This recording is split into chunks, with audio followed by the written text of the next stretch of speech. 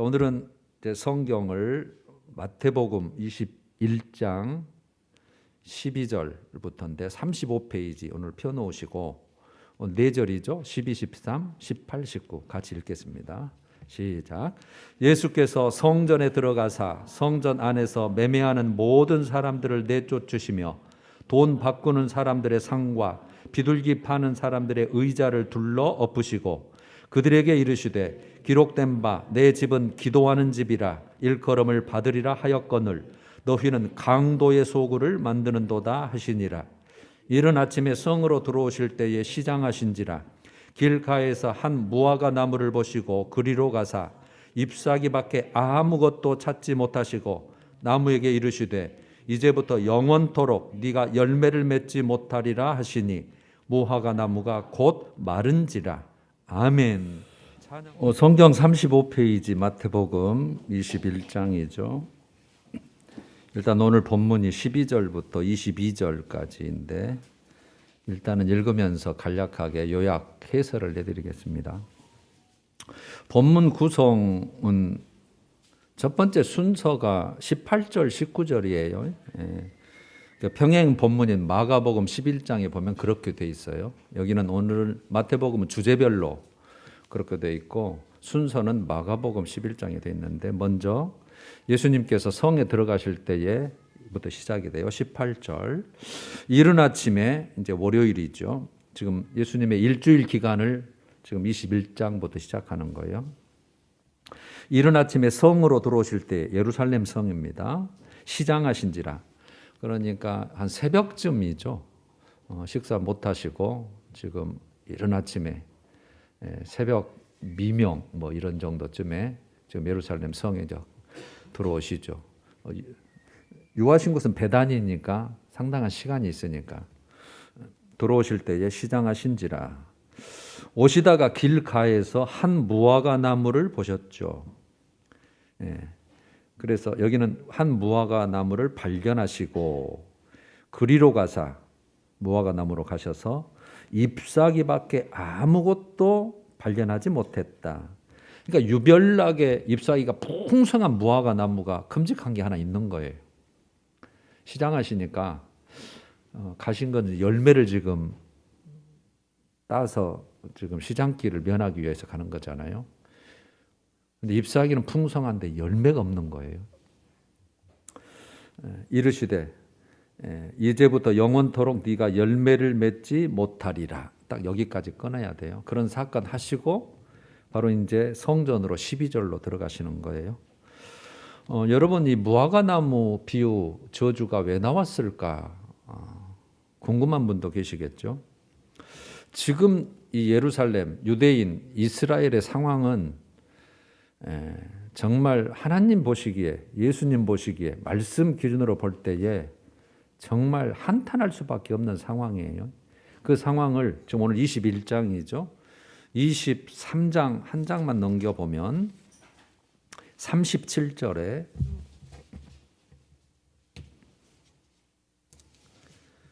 예루살렘아 예루살렘아 예수님의 지금 한탄이세요.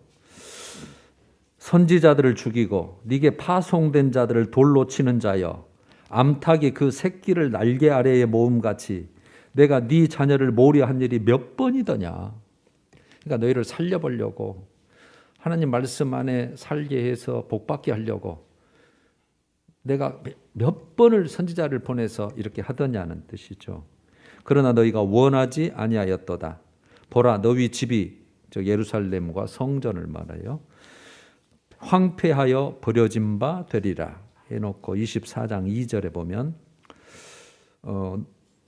내가 진실로 너희에게 이르노니 돌 하나도 돌 위에 남지 않고 다 무너뜨려지리라. 그래서 성전이 이렇게 처절하게 무너지신다는 말씀을 해요. 그러면 왜 여기에서 성전을 정결하는 문장 앞에 이 무화과 나무가 있을까? 너무 뜬금없잖아요.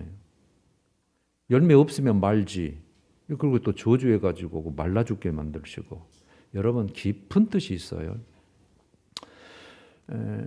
무화과 나무와 포도나무와 올리브나무인 감람나무는 이 세 나무는 아주 유익하고 좋은 나무죠. 이스라엘에 항상 비유를 하셔요. 비유를 할 때 이 세 나무를 비유를 하셔요. 지금 이스라엘의 상태, 예루살렘의 상태, 유대인의 신앙의 상태가 이 무화과 나무하고 지금 똑같은 거예요. 열매만 무성해. 열매가 없고 잎사귀만 무성해요. 형식과 틀과 종교성은 있는데 진짜 하나님이 원하시고 기뻐하시는 열매가 없는 거예요. 지금 딱 그 상태예요. 그러면 나중에 이 지금 무화과 나무가 말라서 죽은 지금 내용이잖아요. 그러면 여러분 지금 3장을 방금 읽었죠. 24장 32절로 가면 이제 종말의 마지막 시대에 어떤 사건이 이루어진 걸 또 무화과 나무 비유를 통해서 말씀을 하세요. 32절. 무화과 나무의 비유를 배우라. 그 가지가 연하여지고 잎사귀를 내면 이제 다시 살아나는 거예요. 아까 죽어버렸잖아요. 그러니까 예루살렘이 멸망한다는 그 비유예요. 그런데 무화과 나무가 다시 연하여지고 잎사귀를 내면 다시 회복되면 뜻이에요. 회복되면 여름이 가까운 줄 아나니 이와 같이 너희도 이 모든 일을 보거든 인자가 가까이 곧 문 앞에 있는 줄 알라. 예수님의 재림이 가까운 줄 알라. 지금 재림, 심판, 완전한 구원 말씀하시면서 이 무화과나무 비유를 또 들으세요. 여러분 이거는 이제 우리가 그 계시록을 하면서도 많이 나와요. 무화과나무는 이스라엘의 비유를 한 거예요. 지금 이스라엘의 신앙의 상태는 열매가 없는 거예요. 그래서 멸망할 수밖에 없고 심판당할 수밖에 없고 그 다음에 이스라엘이 다시 회복되거든. 그럼 뭐가 회복돼야 되냐면 육적으로도 회복해야 되고 영적으로도 회복이 돼야 돼요. 지금 이 무화과나무 비유는 육적 회복을 먼저 말해요. 이스라엘이 회복이 되거든. 그러면 얼른 우리가 짚고 가면 AD 70년에 완전히 이스라엘이 망하죠. 다 터져버리고 이스라엘은 나라가 없어져 버려요. 그래서 팔레스타인, 블레셋 사람, 원래 가나안 땅에 살았던 사람들이 다 차지하고 살았는데 언제 이스라엘이라는 나라가 다시 서죠? 1948년이에요. 1948년. 거의 2000년은 안 되지만 없어졌던 이스라엘이라는 나라가 다시 이스라엘이라는 나라로 회복된 나라는 그 나라밖에는 없어요. 이 세계 지구상에. 그러니까 다시 이스라엘의 육적 회복이 되거든 내가 가까이 온 줄 알라. 재림 때가 가까이 온 줄 알라 그 뜻이에요. 그러니까 육적 회복이 이 사건을 네가 보거든 내가 곧 문 앞에 이른 줄 알아라. 여름이 되면 열매를 맺듯이 그 이스라엘이 다시 회복이 될 때는 그러니까 우리가 그래서 말세 중에 종말로 들어간 거예요. 지금 종말. 이스라엘 회복된 때부터. 그러면 언제 완전히 이런 예수님이 오신다고 해요? 영적 회복이 될 때 그렇게 돼요. 이 육적 회복은 끝났어요. 그런데 영적 회복이 될 때 다시 지금 예수님을 메시아로 안 보잖아요. 그들이 메시아로 볼 때 그때 획 돌아올 때 예수님이 오신다고 돼 있어요. 그러니까 그거는 이제 차차 배우게 될 거예요. 자, 넘어갈게요. 그 다음에 이제 12절로 오셔서 오늘 본문이에요. 예수께서 성전에 들어가셔서 성전 안에서 매매하는 모든 사람들, 팔기도 하고 사기도 하는 사람들을 다 뜻해요. 팔고 사는 사람들을, 모든 사람들을 다 내쫓아요. 그래서 돈 바꾸는 사람들의 상. 왜 돈을 바꿔야 되냐면 그때는 로마 통치하에 있기 때문에 데나리온, 로마 화폐가 주 화폐죠. 지금으로 말하면 그 달러가 세계적인 화폐다 이러듯이. 그런데 우리나라는 원을 사용하잖아요. 이 이스라엘 백성이란 세겔이라는 돈이 있어요. 근데 성전세를 낼 때 꼭 반세겔 자기 나라 돈으로 내야 되는 법이 있어요. 그러니까 외국에 흩어져 있다가 지금 여기 이제 방문을 했는데 절기가 돼서 달러를 가지고 온 거예요. 데나리온이나. 그러니까 그것을 성전을 들어가려면 반세기를 지불해야 되니까 돈을 바꿔야 되잖아요. 엄청나게 비싸게 바꿔요. 그 다음에 짐승을 지금 잡아서 하나님께 제사를 드리는데 자기 죄사함을 받아야 되잖아요. 이 짐승을 어떻게 가져와요? 그러니까 거기에서 짐승 중에 가장 작은 비둘기파는 나오죠. 모든 사람들 내쫓아 돈 바꾸는 사람들의 상과 비둘기 파는 사람들의 의자를 둘러 엎으셨다. 그것도 엄청나게 비싸게 팔아요. 그러면 그게 누가 다 결탁이 돼 있을까요? 제사장들. 여러분 이게 나오는 수익금은요. 숫자를 상상할 수 없을 정도입니다. 우리 지금 조 단위 그렇게 갑니다. 지금 되게 이스라엘 인구가 7만에서 10만을 봅니다만 그 당시에 거의 5배, 7배 정도의 수가 몰려들어요. 그 전부 다 거기 성전세 받고 다 이런 일을 해야 성전에 들어올 수 있거든요. 그러니까 엄청난 부가 그게 축적이 되는 거예요. 그래서 그들에게 이르시되 기록된 바 내 집은 기도하는 집이다. 그러면 여기에서 성전에 들어가셔서 일을 하셨다. 그러면 성전 구조가 이렇게 돼 있어요. 이제 성전 외곽 담이 있을 거 아니에요. 외곽 담, 성전 외벽. 거기에서 제일 중심에 지성소와 성소가 있고, 그 다음에 제사장이 일하는 제사장의 뜰이 있고, 그 다음에 이스라엘 남자들만 들어가는 이스라엘의 뜰이 있고, 그 다음에 이스라엘 여자분도 들어가는 여인의 뜰이 있고, 그 다음에 제일 바깥이 이방인의 뜰, 바깥뜰이라고 하는 데가 있어요. 그거는 성전 외벽을 바로 들어가면 이방인도 거기서는 이제 못 들어가요. 들어가면 거기서 바로 그냥 죽이는 거예요. 그 성전 경비병들이. 그래서 지금 이방인의 뜰에서 벌어지는 사건이에요. 이게 이방인의 뜰에서. 기도하는 집이라 일컬음을 받으리라 하였거늘. 그러니까 이방인도 와서 거기서 기도해야 되잖아요. 하나님을 사모하면서 저까지는 못 들어가지만 그래도 정말 하나님의 신앙을 가지고 제사함 받고 그런 해야 되는데 거기서 지금 완전히 장사터가 돼버린 거죠. 내 집이 기도하는 집이다. 이게 이제 이사야 56장 7절 말씀을 인용하는 거거든요. 만민이란 말이 빠졌지만 만민이 기도하는 집이다. 모든 사람이 기도하는 집이다. 일컬음을 받으리라 하였거늘 너희는 강도의 소굴을 만드는도다. 그래놓고 이제 그 일이 끝나고 나니까 맹인과 저는 자들이 들어온 거예요. 성전에서. 여러분 이때는 맹인이나 부정한 자나 아픈 자는 그는 못 들어오게 했어요. 들어오질 못해요. 그러니까 이것도 하나님의 뜻이 아니죠. 자기들이 더 정해놓고 하는 거예요. 말하자면 교회에 누구는 못 들어온다 이런 식이죠. 그러니까 맹인과 저는 자들이 성전에서 이제 들어와서 예수께 나옴에 고쳐주셨어요. 또 어떤 일이 벌어졌냐면 15절 후반절에 또 성전에서 소리질러 호산나 다윗의 자손이여 하는 어린이들을 보고 그런 일이 벌어졌어요. 그러니까 이런 일들을 대제사장과 서기관들, 이 종교 지도자들이 보고 놀란 거죠. 이게 갑자기 이루어진 일이니까. 그래서 예수께서 하시는 이 놀라운 이상한 일과 성전에서 이렇게 아이들은 이제 정치적인 어떤 색깔이 없잖아요. 그저 좋으면 찬양하고 그냥 순수하게 이런 찬양 소리가 울려 퍼지니까 지금 16절에 예수께서 말하되 그들이 하는 말을 듣느냐. 예수께서 이르시되 그렇다 어린아기들과 젖먹이들의 입에서 나오는 찬미를 온전하게 하셨다 함을 너희가 읽어본 일이 없느냐. 시편 8편 2절 말씀이죠. 이게 성전에서는 어린아이도 찬양을 할 것이다라는 미리 말씀해 놓은 거죠.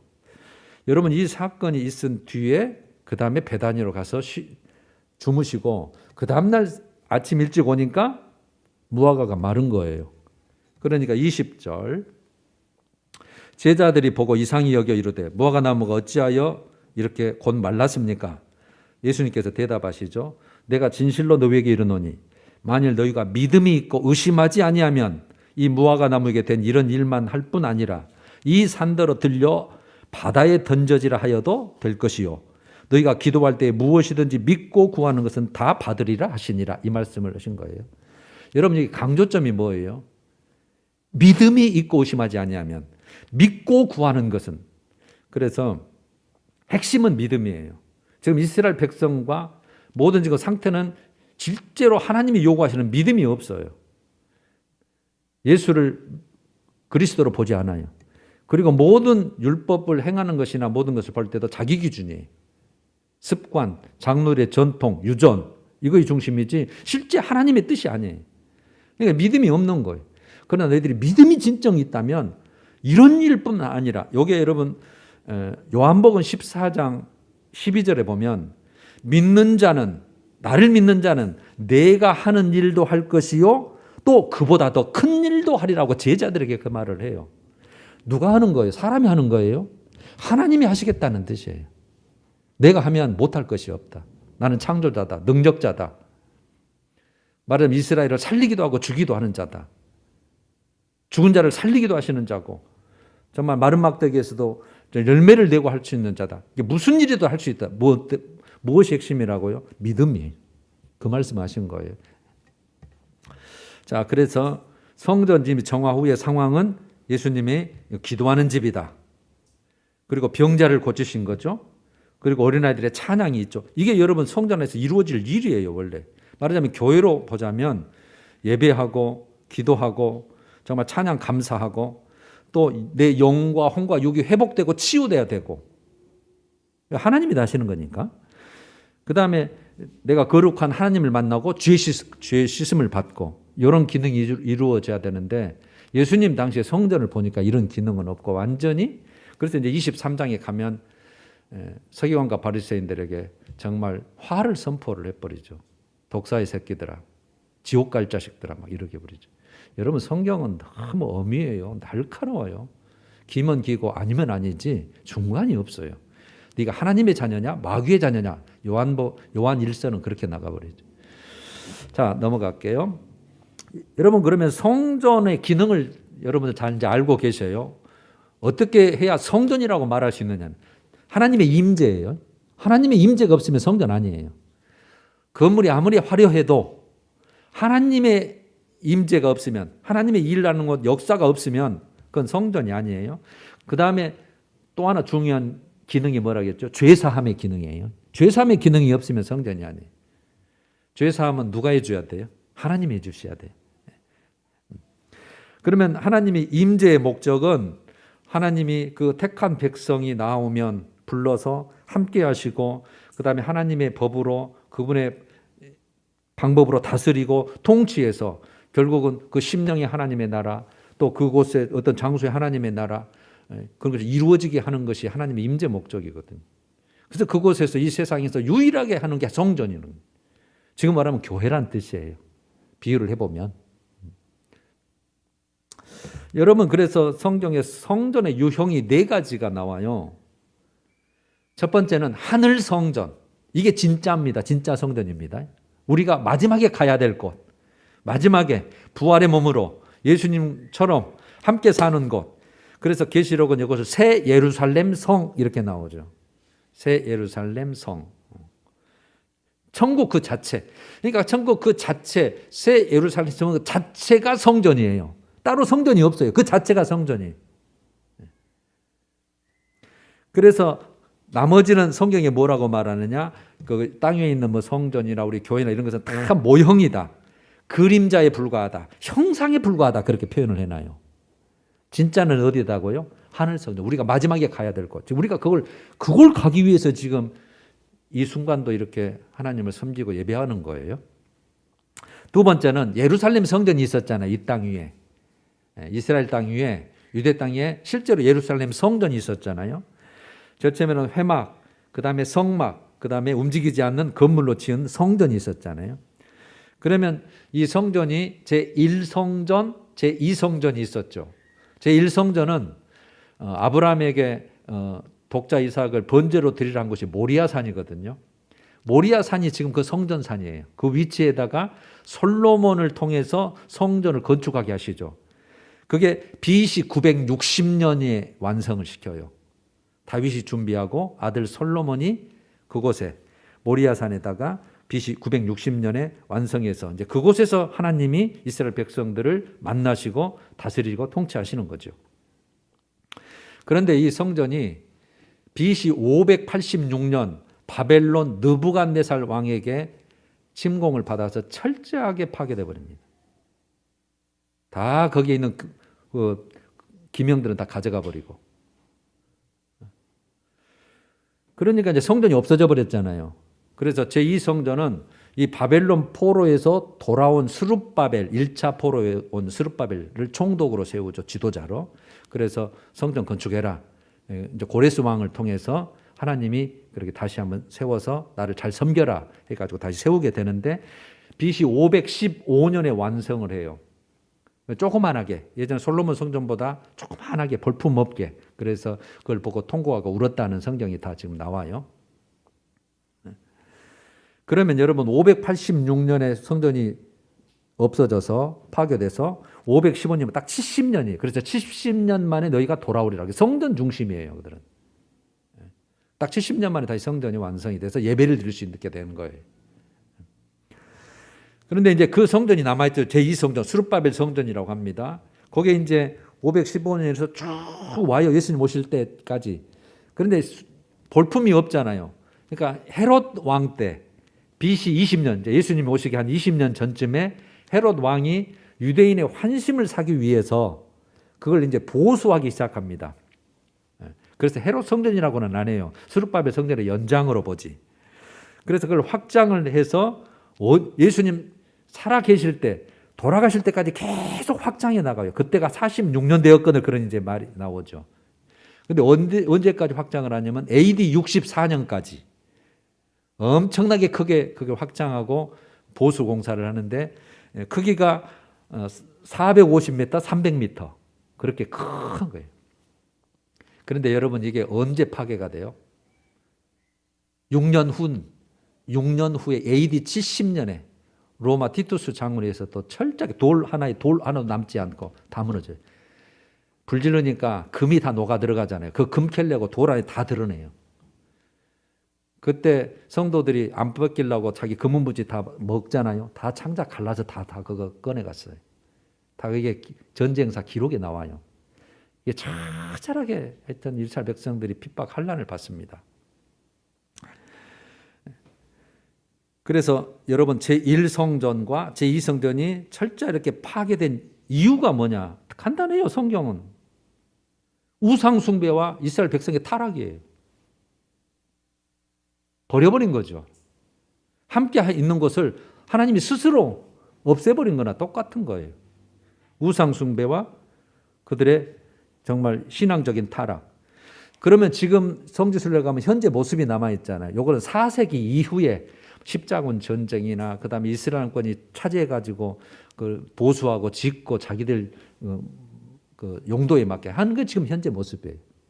그는 자기들이 성전이라고 하잖아요. 그래서 앞으로 제3성전을 지어서 제대로 제사를 예배를 유대교식으로 드리겠다고 하는 것이 지금 계획에 놓여 있는 거예요. 상태가요. 네.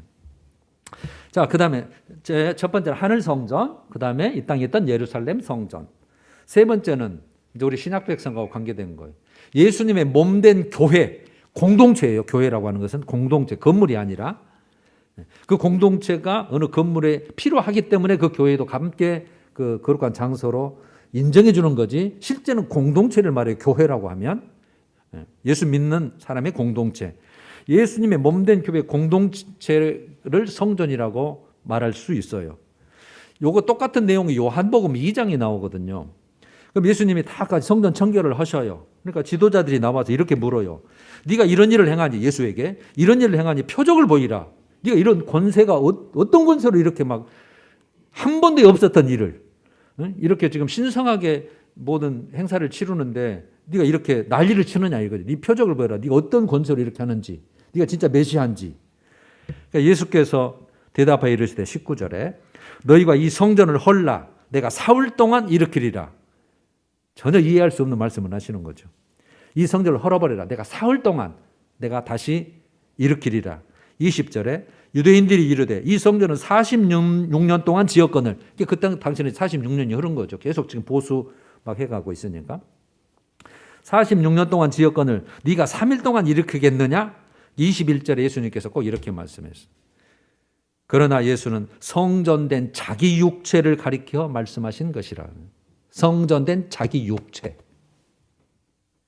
그래서 여러분 이 성전된 예수님의 그 육체가 십자가의 고난과 죽음을 받으시고 하나님은 그를 부활시키셔서 승천하시잖아요. 하늘 보좌 우편으로. 그 결과 이 땅 위에 뭘 탄생시켜요? 교회를 탄생시켜요. 교회. 믿는 자의 공동체. 그래서 교회를 주님의 몸이라고 하는 거예요. 그러니까 여러분 영적 원리는 그래서 교회를 주님의 몸이에요. 성전된 자기 육체가 십자가에 죽어서 부활해서 올라간 대신에 그 몸에 영적 동일한 내 몸이다. 교회를 놓고 내 몸이다. 그래서 교회의 머리를 예수님, 교회를 주님의 몸 그렇게 성경이 표현됐잖아요. 그러니까 교회는 예수를 믿는 성도들이 주 이름으로 모이는 곳이잖아요. 예수님은 내가 너희들과 함께 하겠다 약속하셨잖아요. 그래서 이제 교회를 이렇게 만들어 놓고 불러 놓으시고 하나님이 예수님이 임재하는 것이 교회예요. 아니 예수님이 안 보이는데 여러분 성령님은 예수님의 영이에요.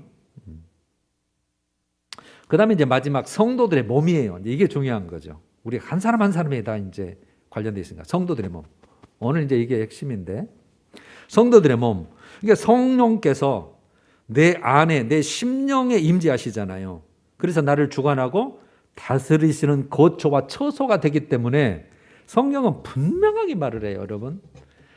고린도전서 3장 16절이 대표적이죠. 너희가 하나님의 성전인 것과 너희는 고린도 교인이죠. 우리랑 똑같은 거예요.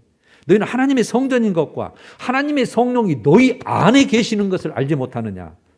성령이 너희 안에 계시기 때문에 즉 성령 하나님이 계시기 때문에 그분이 임재하셨으니까 성전이란 뜻이에요. 고린도전서 6장 19절도 똑같죠. 똑같이 고린도전서 너희 몸은 하나님께로부터 받은 바 너희 가운데 계신 성령의 전인 줄을 알지 못하느냐. 똑같이 성령의 전은. 너희는 너희 자신의 것이 아니다. 값으로 산 것이 되었으니. 무슨 값이요? 예수님의 피값, 목숨값, 생명값으로 너희는 산 것이 되었으니 샀다 그 말이에요. 속량한다는 뜻이죠. 그런즉 너희 몸으로 하나님께 영광을 돌리라. 그리고 고린도 후서 6장 16절도 딱 정확하게 이렇게 말. 우리는 살아계신 하나님의 성전이라. 여러분 하나님의 성전이에요. 여러분들이. 그러면 여러분 첫 번째 우리가 중요한 게 오늘 내가 성전이라는 것.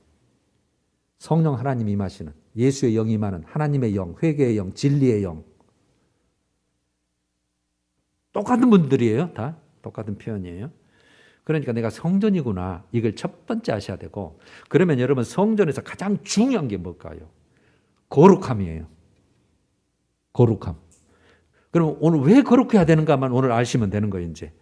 자, 하나님의 임재를 위해서 내가 성전이니까 더러운 것, 부정된 것, 욕된 것, 죄악된 것을 다 제거한 후에 임재하셔요.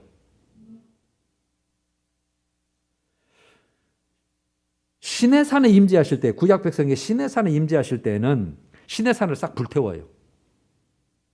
정결하게 해야 되니까.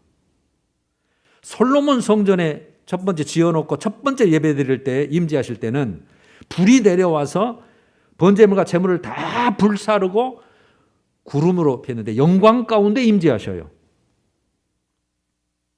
교회는요. 성도들을 정결케 한 후에 회개하고 예수 영접하게 만들어서 정결하게 한 후에요. 정결하게 하심으로 예수께서 우리 심령 속에 안속에 내주하셔요. 이것을 여러분 요한복음 3장 5절은 물과 성령으로 거듭나지 아니하면 이렇게 나와 있어요.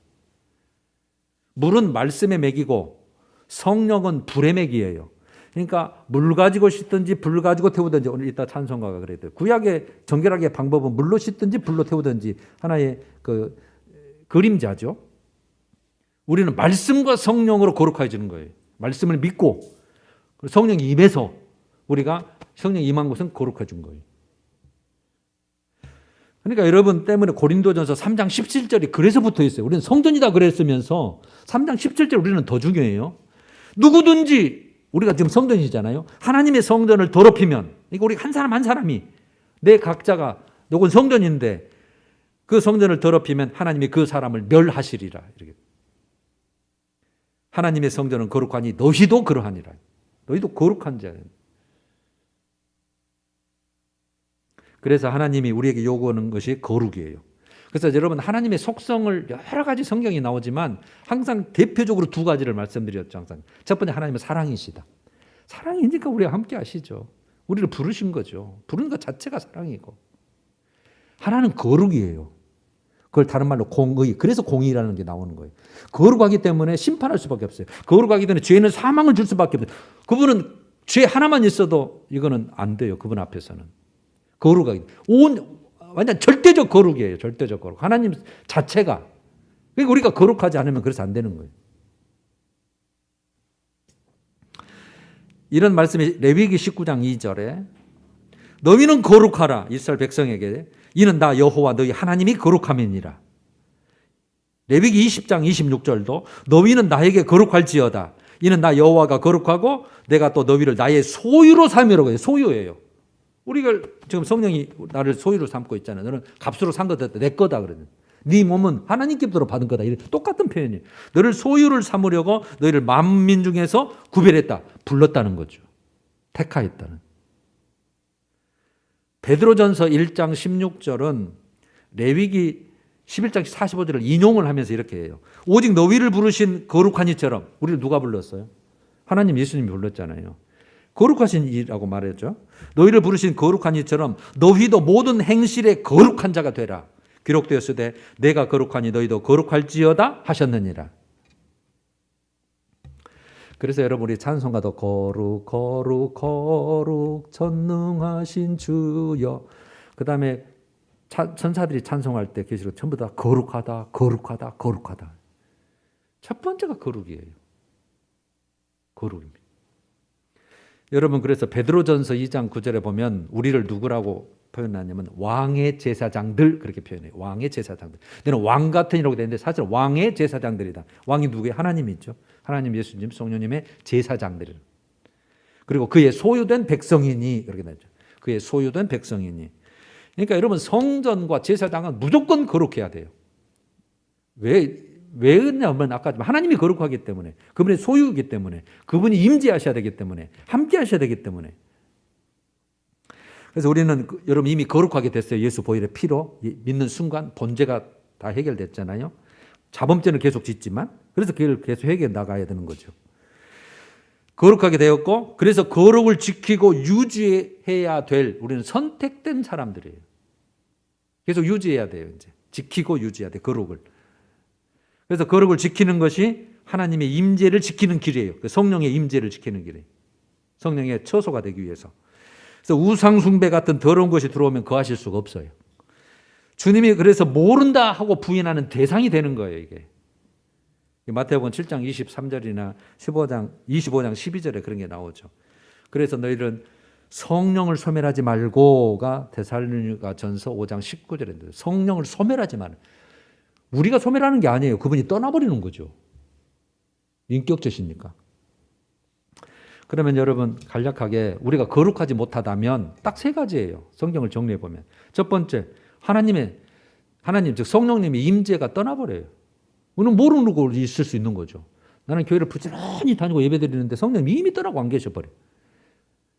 그럴 수도 있어요. 성령 임재가 떠나요. 두 번째, 언약의 효력이 파기가 됩니다. 하나님이 우리가 약속했잖아요. 너는 이렇게 하면 내가 이렇게 상급 줄게, 구원 줄게, 하늘나라 줄게, 내 소유 삼을게, 자녀 삼을게. 약속인 게 있잖아요. 이게 여러분 영원한 언약이 내 것되려면 내가 언약대로 살아야 돼요. 약속, 계약이 계속 땅방에 이루어져야 되는데 하나님은 부도를 안 내요. 우리가 부도를 내는 거죠. 그 다음에 마지막 세 번째가 심판 멸망이에요. 이스라엘 심판이 그래서 심판받는 거예요. 성령이 떠나시고 언약 효력이 파기가 되고 결국은 심판하고 멸망되는데 여러분 구약 이스라엘이 거울이에요. 본복이에요. 제가 표현해 볼 거예요. 나 우리 성전이 있다. 멸망하지 않는다. 그랬거든요. 멸망해 버렸잖아요. 우리 교회에 있다. 똑같은 거예요. 그들이 생각하는 거다고. 우리 율법 있고 계명이 있다. 하나님이 주신 진짜 법이 우리에게 있지 않냐. 우리는요. 말씀이 있다. 나 말씀 안다. 그 다음에 나 제사 지낸다. 구약 백성이. 제사 지내냐. 짐승 가지고 제사 지내지 않냐. 우리 예배 드리지 않냐. 나는 선택된 민족이다. 아브라함의 자손 후손 혈통이 그렇다. 그럼 나는 예정받고 택함 받았다. 우리는 그렇게 말할 수 있겠죠. 그 다음에 그들도 구원받았다. 하나님이 우리를 이스라엘에서도 구원하셨고 계속 우리를 구원의 백성이라고 하셨다. 나도 예수 믿고 구원받았다. 똑같은 우리도 그 착각과 생각을 할 수 있어요. 나중에 어떻게 될지는 하나님만 아시는 거죠. 여러분 마지막으로 거룩을 요구하는 말씀을 제가 소개를 할게요. 고린도 후서 7장 1절. 그런즉 사랑하는 자들아, 우리들이죠. 이 약속 어떤 약속일까요? 그 이제 앞쪽에 고린도후서 7장 1절로 넘어갔는데 6장 18절에 보면 그래서 여러분 성경 원래 장절이 없어요. 그래서 쭉 이어가는데 찾기 좋게 어느 정도 단락을 지어서 우리 후대에 붙여놓은 것 뿐이에요. 6장 18절에 내가 너희에게 아버지가 되고 너희는 내 자녀가 되리라. 그 약속이에요. 아버지와 자녀면은 한 통속이죠. 식구죠. 이 약속을 가진 우리는 하나님을 두려워하는 가운데서, 그래서 여러분 경외란 말이 두려워하는 가운데하고 똑같아요. 경외. 외자가 두려울 외자거든요. 존경, 경배하는 경자하고 두려워하는. 하나님을 두려워하는 가운데서 거룩함을 온전히 이루어 육과 영의 온갖 더러운 것에서 자신을 깨끗하게 하자. 데살로니가전서 3장 13절. 주 예수께서 강림하실 때에 하나님 우리 아버지 앞에서, 누구 앞에서? 하나님 우리 아버지 앞에서 거룩함에 흠이 없게 하시기를 원한다. 거룩함에 흠이 없도록. 하자가 없다 그 말이 흠은. 데살로니가전서 5장 23절도 또 너희의 온 영과 혼과 몸이, 영혼 몸, 영혼육, 우리 온 인격 전체예요. 네 온과 영과 혼과 몸이 우리 주 예수 그리스도께서 강림하실 때에 흠 없게 보존되기를 원하노라. 항상 그러니까 우리는 주님 앞에 서는 때를 준비하고 깨어 있어서 예비해야 돼요. 언제 부를지 모르니까. 마지막 베드로 후서 3장 14절. 그러므로 사랑하는 자들아 너희가 이것을 바라보나니 주 앞에서 점도 없고 흠도 없이 평강 가운데서 나타나기를 힘쓰라. 그래서 여러분 우리 예배 드리는 것도 지금 힘쓰고 있는 하나의 지금 모습이죠. 여러분 우리의 거룩을 위해서는 이거예요. 말씀 안에가 거룩이에요. 내 심령이 말씀 안에, 내 삶이 말씀 안에, 내 행실이 전부 말씀 안에. 떠난 것은 다 죄예요. 또 성령 안에요. 그래서 우리는 성령의 인도하심 따라 사는 거예요. 성령이 계시잖아요. 끊임없이 우리를 말할 수 없는 탄식으로서 기도한다는 것이 로마서 8장 말씀이었잖아요. 내가 못 사니까 그렇게 살면 안 돼. 그래서 이 성령님이 하나님의 뜻을 정말 잘 아니까 하나님의 뜻대로 강구하신다는 내용이 그 말씀이에요. 그래서 합력하여 선을 이룬다. 28절로 그래서 그 결론이 되어주는 거예요. 원래 뜻이 그거예요. 이렇게 살면 안 돼, 너. 너는 성전이잖아. 그렇다면 큰일 나. 내가 떠날 수 있어. 지금 그런 우리의 경고성이죠. 그래서 항상 우리가 회개 기도하고 항상 그래서 회개 기도하는 거예요. 씻을 일밖에는 없어요. 우리는. 제 앉은 사람이 없잖아요. 생각으로, 마음으로, 계획으로, 중심으로. 여러분 이를 위해서 성경은 항상 그래서 너 육 죽여라. 육을 죽여라. 그래서 지금 계속 우리가 십자가 중심의 신앙을 9시에 보내는 문자가 그거예요. 육을 죽여라. 그래서 바울도 날마다 몸을 쳐서 나를 복종하게 한다. 나는 고린도전서 15장 31절도 나는 날마다 죽노라.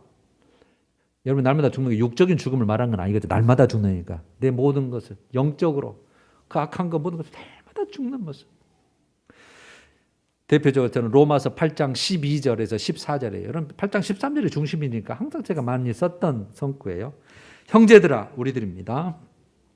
육신에게 져서 육신대로 살 것이 아니니라. 우리 믿는 자들인 육신대로 살 것이 아니다.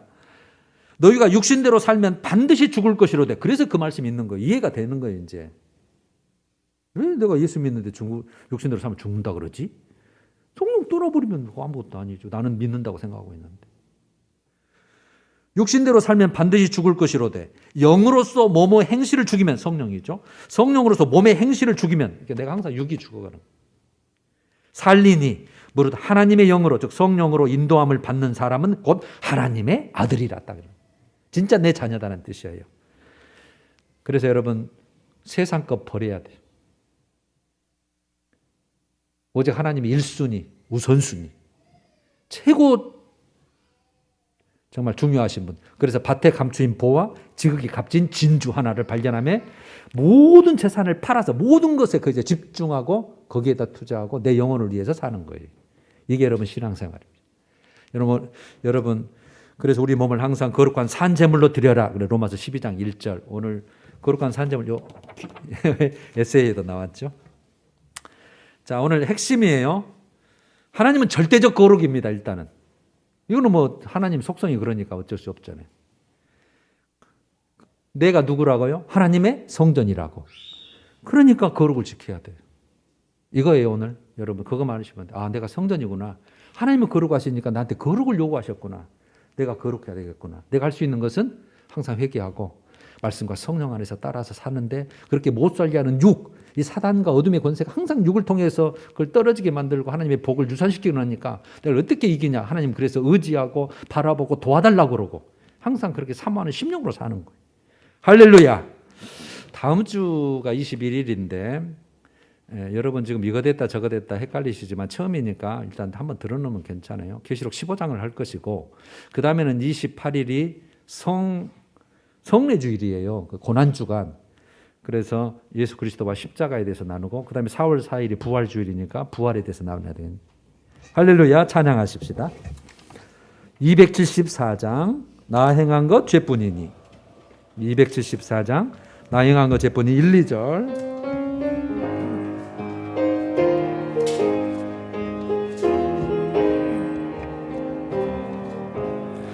나 행한 것 죄뿐이니 주 예수께 비옵기는 나의 몸과 나의 맘을 깨끗하게 하옵소서.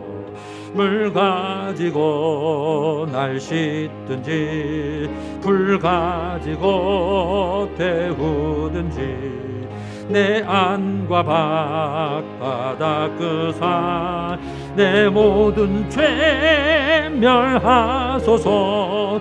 내 어두운 눈 밝히시니 참 기쁘고 고마우나 그보다 더 원하오니 정결한 마음 주옵소서.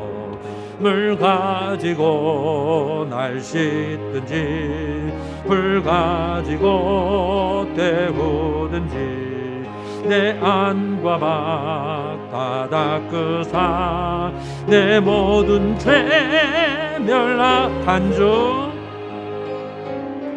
정결한 맘 그 속에서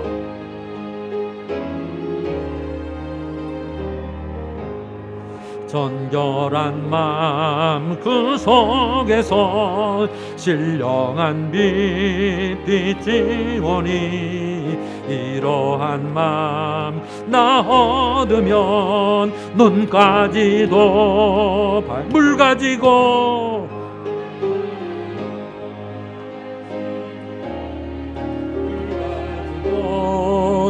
내 안과 밖 내 안과 밖 바다 그 산 내 모든 죄 멸하소서.